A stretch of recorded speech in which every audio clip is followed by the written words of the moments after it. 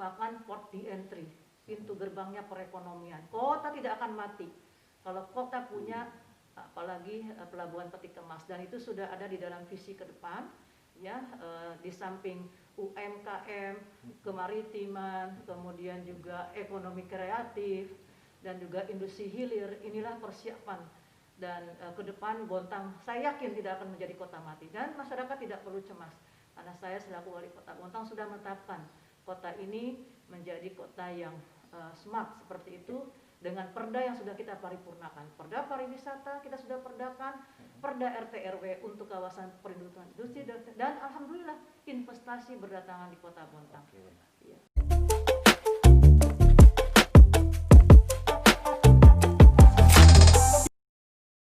Program Bunda untuk Bontang pasca migas gimana Bunda? Strategi pasca migas Bunda? Ya, sebetulnya dari awal saya memerintah atau menjabat sebagai wali kota, saya sudah memikirkan Bontang ini harus menjadi kota yang livable dan kota yang sustainable.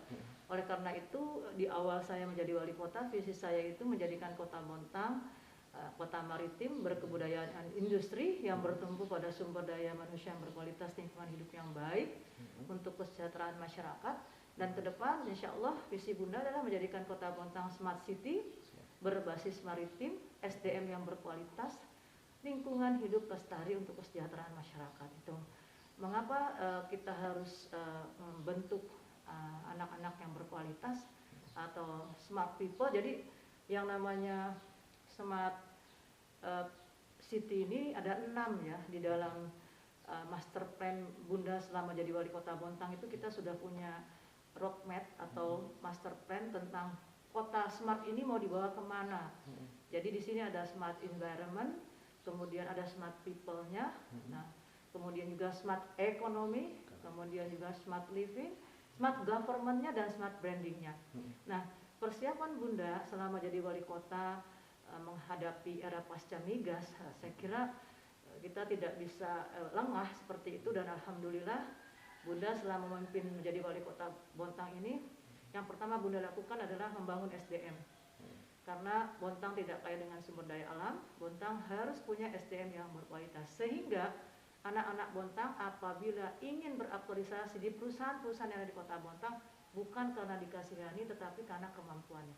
Yang kedua, tentu persiapan saya pasca migas ini, saya harus bagaimana memberikan investasi atau iklim investasi yang ramah di kota ini. Dan alhamdulillah Bunda bisa menciptakan lapangan pekerjaan selama menjadi wali kota dengan turunnya angka pengangguran, turunnya angka kemiskinan, dan ini fakta bahwa untuk persiapan pasca migas kita harus membangun investasi, mengundang investasi hilir. Jadi jangan bergantung pada minyak dan gas saja, tetapi ada industri hilir di kota ini. Kita boleh tidak punya pohon sawit, kita tidak punya batu bara, kita tidak punya apa-apa, tetapi kita harus punya industri hilir. Dan alhamdulillah Bunda bisa menarik investor untuk berinvestasi di kota Bontang karena Bunda menyiapkan infrastruktur listriknya, kemudian juga infrastruktur jalannya, sehingga ada 2 investasi yang dilakukan di kota Bontang, yaitu Geraha Power Kaltim, yaitu energi listrik dengan kekuatan 2 kali 100 mega. Inilah yang mengawali ketika kita surplus dengan listrik, maka tentunya investor akan datang. Saya ke depan itu ingin industri di kota Bontang adalah industri yang hilir, yang tidak bergantung kepada sumber daya alam. Nah, ini alhamdulillah ada industri refinery CPO, dan alhamdulillah kalau kita bicara industri hilir, ini adalah industri yang sustainable. Jadi kita pasca migas ini sudah ada siap industri hilir, dan satu-satunya di Kalimantan Timur, kota yang satu-satunya kota di Kalimantan Timur yang membangun industri hilir, mengundang investor untuk membangun industri hilir. Walaupun kota Bontang tidak kaya dengan batu baranya, tidak kaya dengan pohon sawitnya, tetapi investor menjatuhkan pilihannya membangun di kota Bontang. Nah, ini bukti bahwa kita siap pasca migas dengan industri hilir. Kita boleh tidak punya sawit, tapi kita harus punya pabrik minyak goreng. Dan industri turunannya ini sangat luar biasa. Kemarin saya meninjau di Energi Unggul Pesada, apalagi di pabrik CPO ini, refinery CPO, dia sudah membangun Dua, yaitu yang satu kilang food grade. Food grade ini makanan, Ya. minyak goreng, Minyak goreng, yang ya. kedepannya mungkin ada menteganya, kemudian ada coklatnya, Ya. kemudian ada sabunnya, ada industri turunannya banyak, itu yang food grade. Dan non food grade, ini nanti akan ada biodiesel Biodiesel dengan juga ya. 30%-nya CPO. Jadi ini sebetulnya kalau kita bicara pasca migas, ya memang itu sudah menjadi visi saya bahwa sebelum saya mau masuk lagi menjadi wali kota yang berikutnya, kita sudah persiapkan sekarang Ya. bagaimana Bontang menjadi kota yang sustainable dan livable. Dan Berarti itu sudah terlaksana Bunda. sudah terlaksana karena saya dengan PTSP ini, pelayanan terpadu satu pintu ini, kita memberikan investasi yang ramah kepada investor. Izin harus cepat, tidak boleh ada pungutan apapun, pungutan liar lebih-lebih tidak boleh ya. Jadi sesuai dengan aturan mekanisme yang berlaku dan lain sebagainya. Dan kalau semuanya sudah lengkap, hari itu juga izin keluar. Bukan itu saja, kita juga berhasil mengundang investasi yang tadi Geraha Palu-Kawin dengan 2 kali 100 mega, ada juga Bontang City Mall.